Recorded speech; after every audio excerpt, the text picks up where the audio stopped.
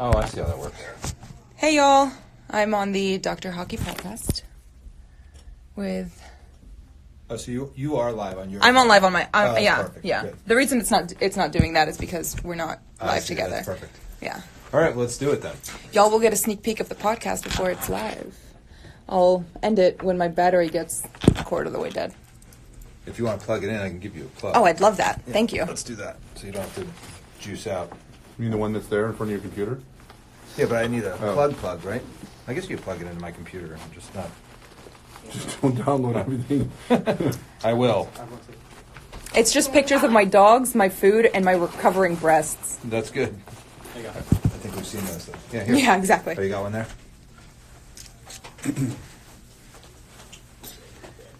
So hospitable. Thank you. Get all the tech in place. Thank you so Very much. important. I got a cord. We're good. Let's do this. Let's do that hockey. Someone thought I was funny. All right, let's see. Is this everybody? Thank you. Was it? SNL callback, Yeah. where he usually does the basketball color commentating, and then they have him doing sideline reporting for hockey, and he's like, I know nothing about hockey. Oh, that's right. Let's do that hockey. That's right. That's a good... It's funny. It's like, yeah, and then there were some guys that were trying to put the puck in... I saw that was... You know, the funny thing, that's like the LA sportscasters in 2012 when the Kings finally made the playoffs and did well. They don't know how to act. That's true. They didn't know any, Yeah. any of the players, didn't know anything. Then they actually also used the Sacramento Kings emblem instead of the LA Kings emblem. That's Interesting. hilarious. Yeah. That's Did you not know that? correct. Yeah. Well, we'll talk about it on the podcast. Sean, you ready? Good. Okay.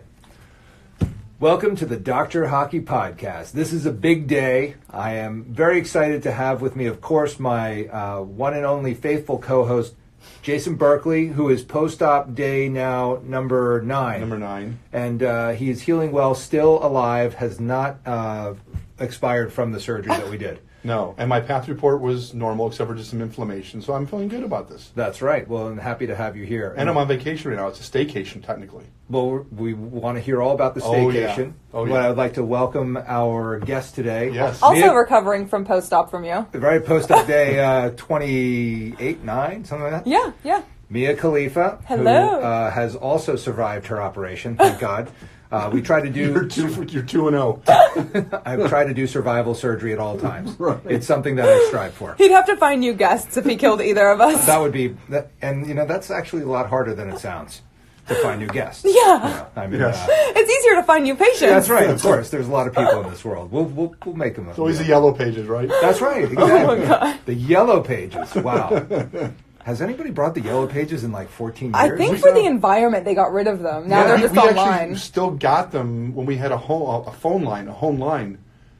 It was being dropped off at our front door. And I said, who uses this? I don't know anybody that has a yellow pages anymore. Anyone But with a there's coffee table yellowpages.com. that's a little uneven. That could be true, Yeah. yes. That's probably what they're good for.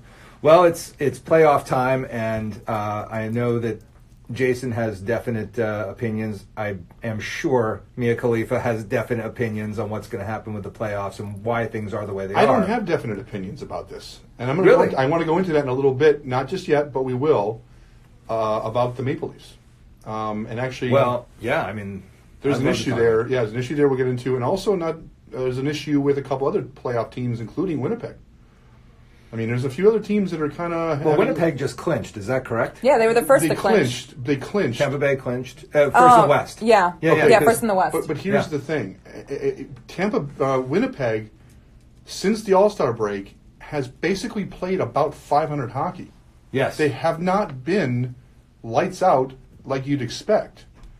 And there's something going on there, as is in Toronto, that I'm not quite sure if we're going to see these two teams past the second round. No, I agree with you 100%. There's something going on. The Maple Leafs. And I'm going to get into the Do Maple you Leafs think a their little strength bit, of schedule isn't hard enough? You think that they're letting their foot off the gas? Well, I think as far as Toronto goes in particular, I think it's going to boil down to their defense. But they're also having some issues with that, but also on even strength play, they're 27th in the league on total shot attempts. That's not going to cut it. No, not in the playoffs. No, I mean, no, they got to not be in doing a lot playoffs better, or anything. especially with their firepower. And they're 30th in shots on goal against. So, I mean, we're talking about a team. Okay, well, I guess we'll get into it now. We're talking about a team that's really their main goal is to just what? I was wondering if Robert's coming in here. Oh, No, let him eat. All right. Yeah. He'll just crunch in Go here ahead with and eat, his and then salad. we'll bring you in a little bit. Yeah. We've actually got the cadre of people in the Podcast One studio today. So we have Dr. Anthony Corrado, who is a guy that I've worked with in the past, and he's from New Jersey.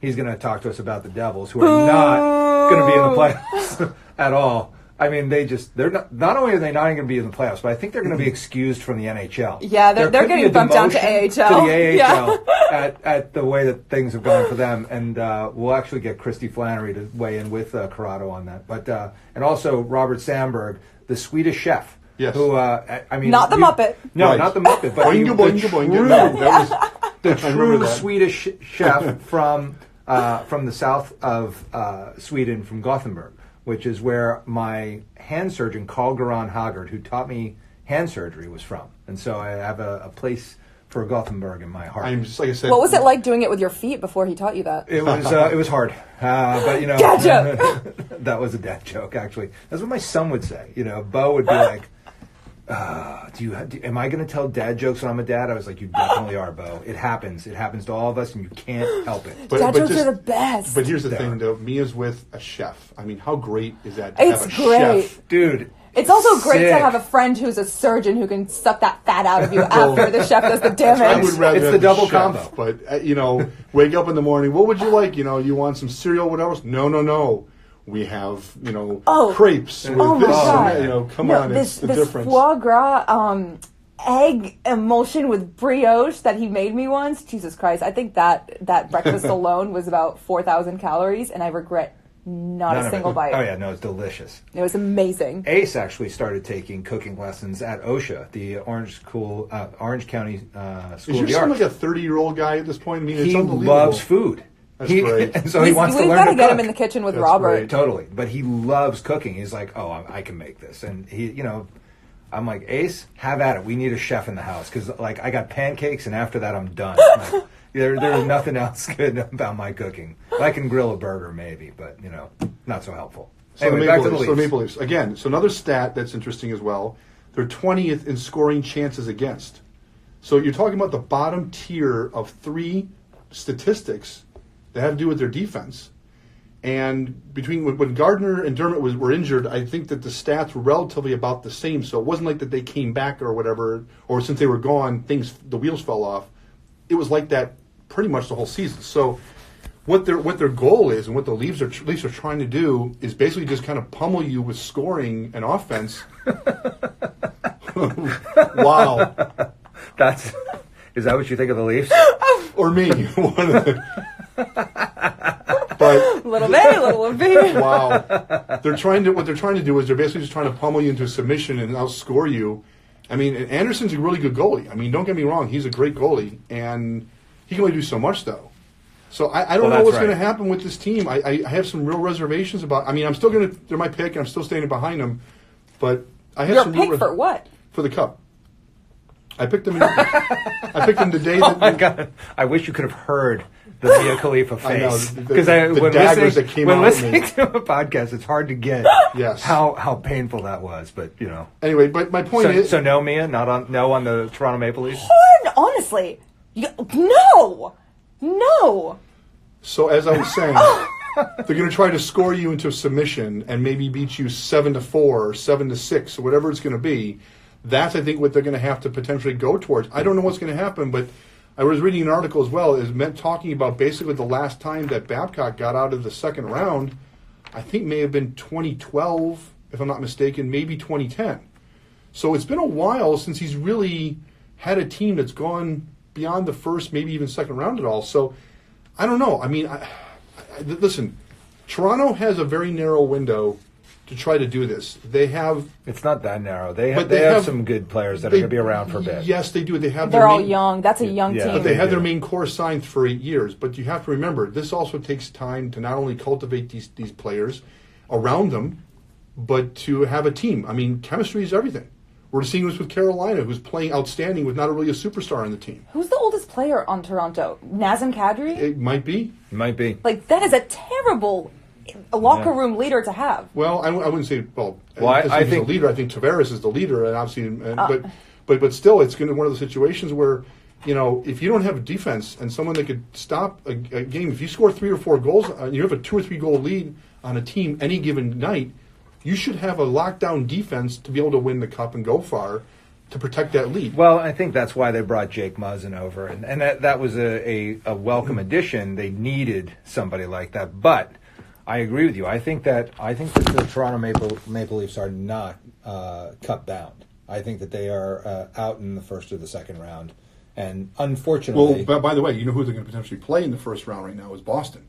And they're getting healthy, and they're getting Boston's better. scary really good. right And now. they look really good. really I good. mean, this is something where you're going to be running into a team that's taking a nosedive, and another team that's actually coming up,